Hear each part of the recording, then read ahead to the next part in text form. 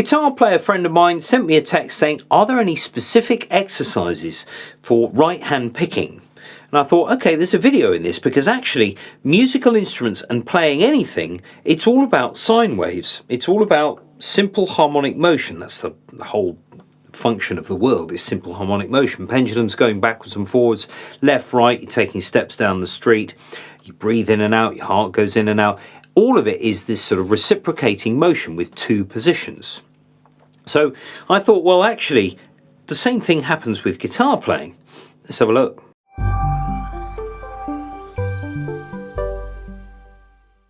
So if I just take a chord, I'm just going to strum some chords here. I've got a downstroke and an upstroke. So you want to generate semicircles where actually you come to rest at the end and at the beginning.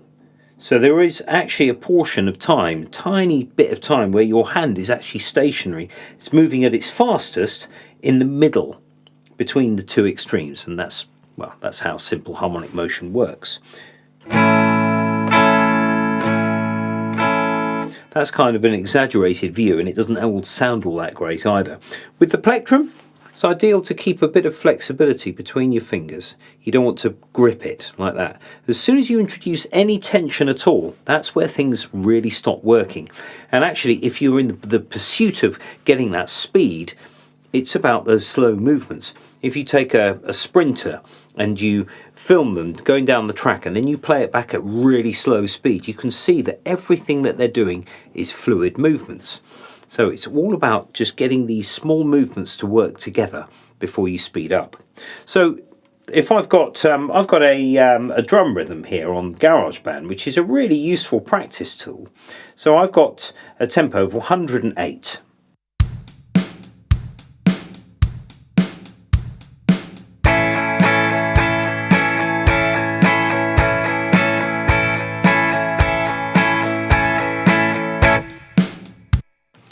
That's fine. It took me a short while to settle into that. But when you slow the tempo down, this is where the difficulty arises, and this is the bit to practice. I've got 76 beats per minute now. Now, the trick here is not to rush at all.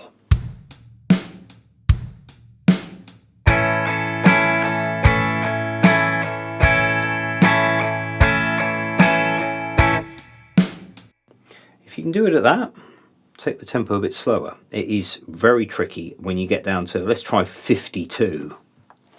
Yeah.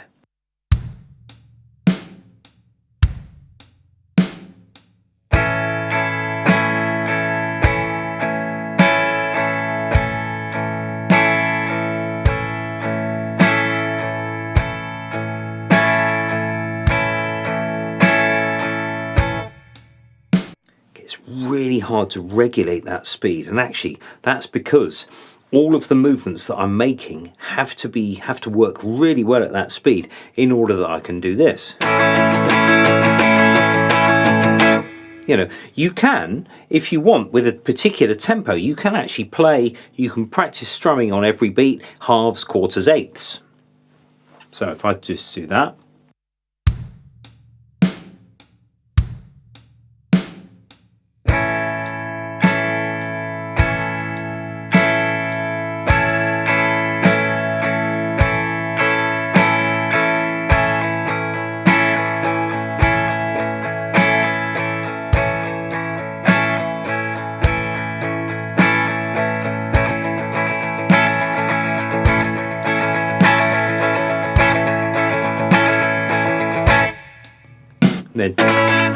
And then even faster than that. So it's about getting that rhythmic delineation so that you can get your quarters, your wholes, halves, quarters, eighths, sixteenths. And that means that you're then regulating what you're doing. So that's with chords, strumming chords. It's always a good idea also never to force the upstroke. Imagine it as two downs with an up in between. So I've got my two downs. But in order to do two downs, you have to have done an up in between.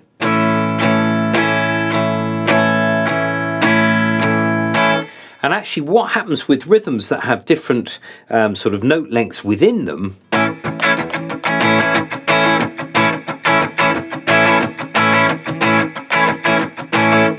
you actually have sort of dummy downs and ups, so that you've always got this semi-quaver thing moving here.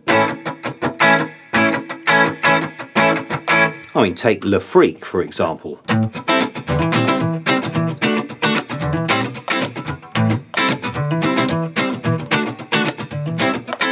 You wouldn't want to do this.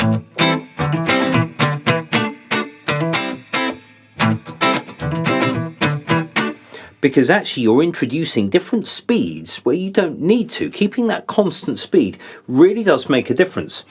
So that is strumming chords.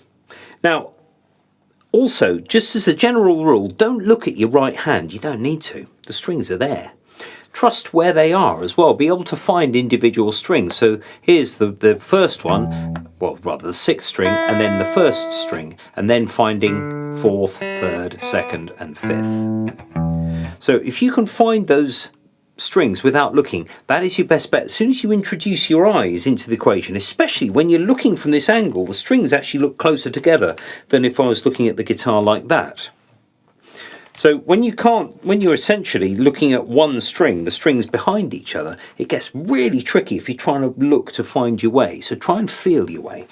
Now the next thing to do is to try and do, with one string only,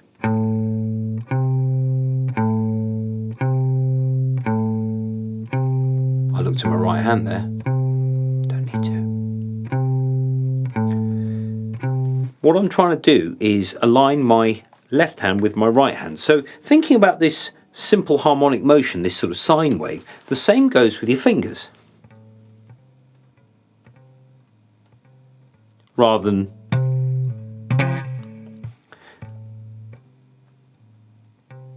so when you're playing these notes, you can see that my last finger came down to meet my upstroke of the plectrum.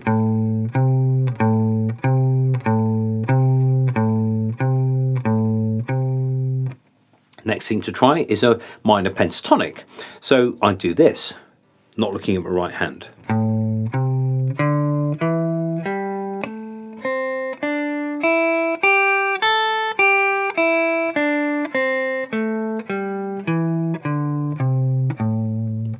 Then try it with this drum beat. Now you can decide on the note value that you want. You could do every beat, or every half, or eighth note, or whatever it is you want.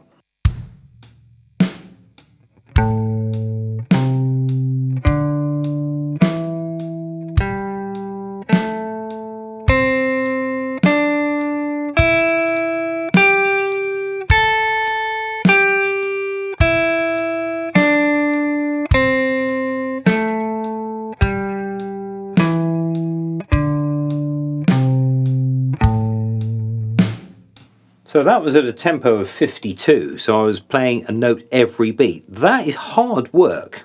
Trying to play that slowly and aligning, you know, I missed a note, and also one of them was a bit early. So it really is critical to be, well, to be self-critical, so that you have always got this alignment of the notes, because when you've got it at a slow speed, that's when it rewards you. When you speed it up, suddenly you think, oh, I can align all of these things up.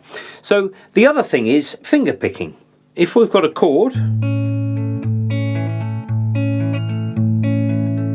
that sort of thing, try it with the same beat.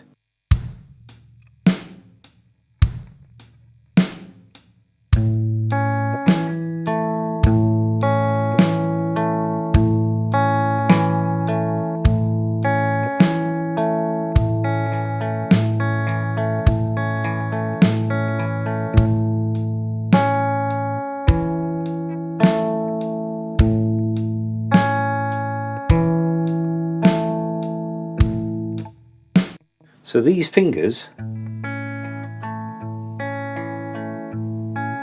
what I'm doing is I'm sharing my thumb between the sixth string and the fifth string. So as soon as I've played the sixth string, I draw a little semicircle to get to my fifth string, instead of trying to find it.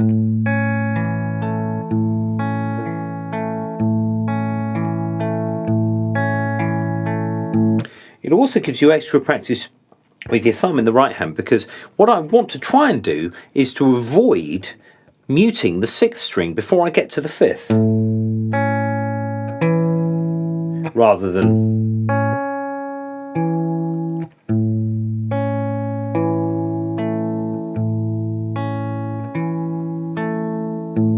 so you're timing the movement of landing your thumb on that 6th string.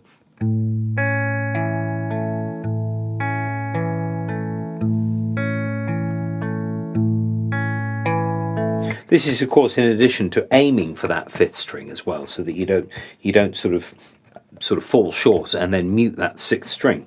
So the whole thing is built of these movements. Now, also with the, if I do now thumb and index finger just playing 2 notes,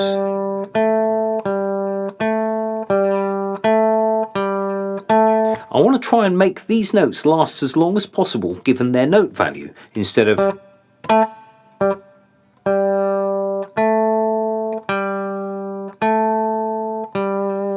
and with the plectrum as well.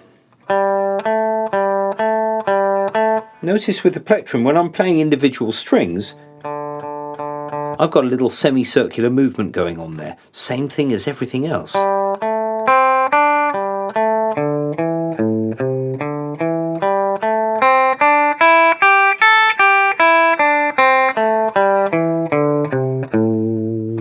When you come to speed things up,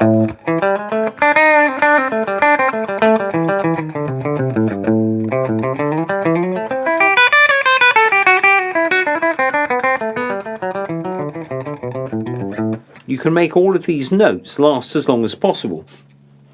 I've got this sort of technique, I mean some of the people have it, some guitarists don't use this. Instead of using a plectrum on the one of the strings, I use my middle finger, because you can get some different sort of tones, different sort of sounds. But once again, everything has to align with this beat.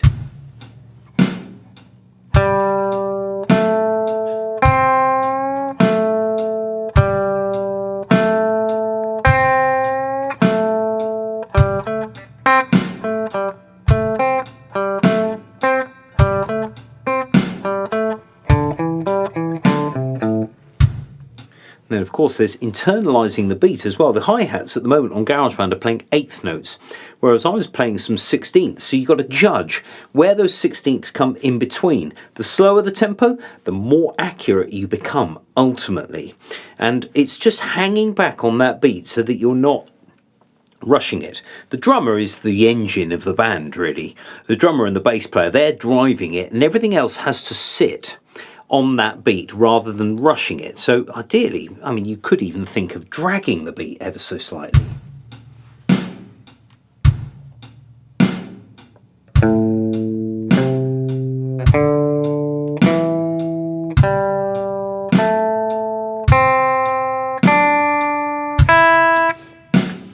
So you're leaving things as late as you dare. Some of those were well behind, but some of them actually sat on that beat quite nicely. So it's just working with the drum beat. You can, even if you don't have GarageBand, you just go on Google and type drum rhythm 60 beats per minute, or 52 is what I had there. But you can drum that into YouTube and it'll come up with a rhythm that you can then just play along with. And after a while of playing really, really slowly, you'll start to internalize that rhythm. And what I mean by that is to be able to say, well, if I've got a crotchet of 52, that means my quavers are 104. And then you've got 208 for your semiquavers, and you know, you'll be able to play demi-semiquavers once you learn these movements. I mean, that miserloo.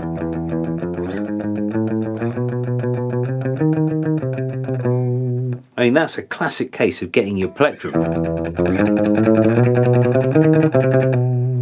but just relaxing your way. I mean, it's fiercely fast, but actually a lot of slow practice went into that to be able to get this tremolo without you feeling like you've got muscles developing up your arm like this.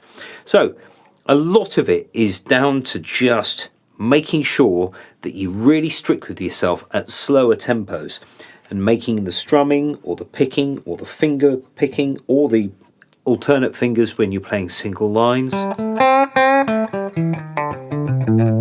making sure that you're really strict with all of that. When you're on bass, you're doing a similar thing to guitar. We've got notes that you play with your left hand, but on the right hand, you'd use your index and middle fingers to pluck alternate actions. But these two things work together. It's a bit like a two-cylinder engine.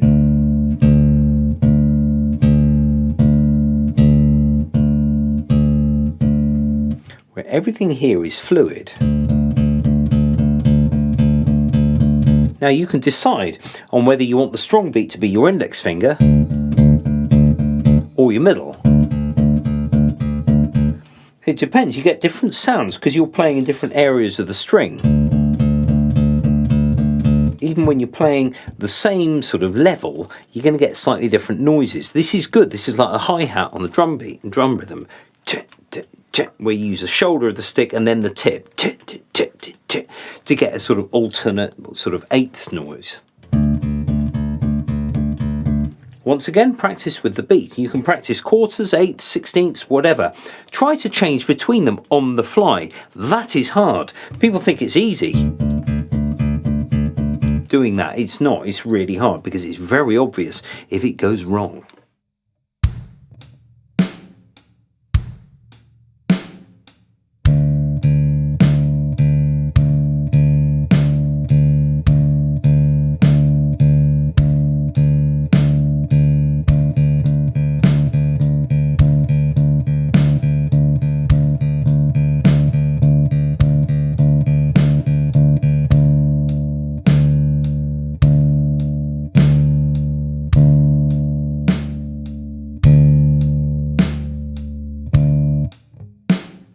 There is also the aspect of moving about when you're playing, because actually the weight of the rest of your body really does help getting that sort of delineation, that rhythmic delineation. If you stand still,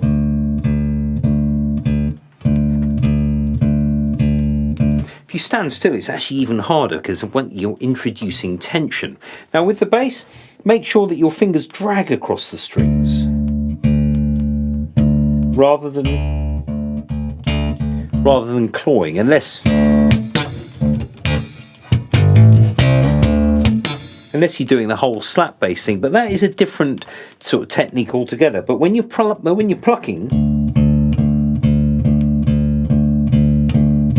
now of course with the bass you can use the plectrum as well.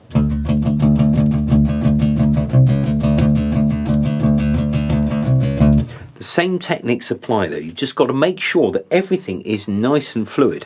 So there we are. There is an introduction to really just slowing the whole thing down so that you can see the movements between your hands, and of course using your body to help you with that sort of weight distribution of what you're trying to achieve.